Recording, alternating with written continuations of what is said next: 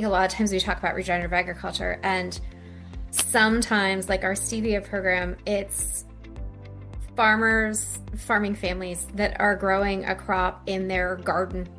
And that is a huge component of their livelihood. So our stevia program in Eastern China is exactly that. I think in those types of programs, the approach is looking at what's the biggest opportunity for impact. So we started with an LCA. Fertilizer use for stevia was through the roof. And you start to think about the issues that we're facing in your local community. They had a lot of water quality issues because there was too much fertilizer. More wasn't better. So we started with partnering with experts, right? I'm not an agronomist. Farmers have no reason to believe me. So we relied on technical experts, and this is where partnerships came into play. So we partnered with Earthwatch Europe and Nanjing Agricultural University in China that studies stevia farming.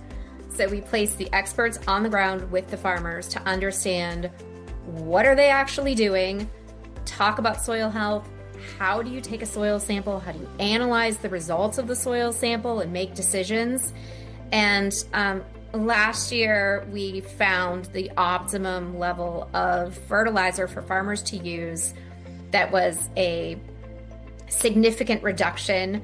We landed on 70. We had some farmers going up to 80% reduction that gave them the best yield. So we had experimental farms that tried 80 and 90% reductions and their yields weren't great.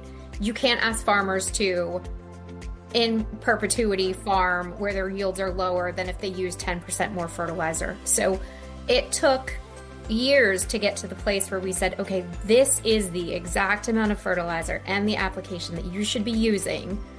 And that was kind of basic, I would say basic farming versus a more advanced cover crop or looking at their tillage.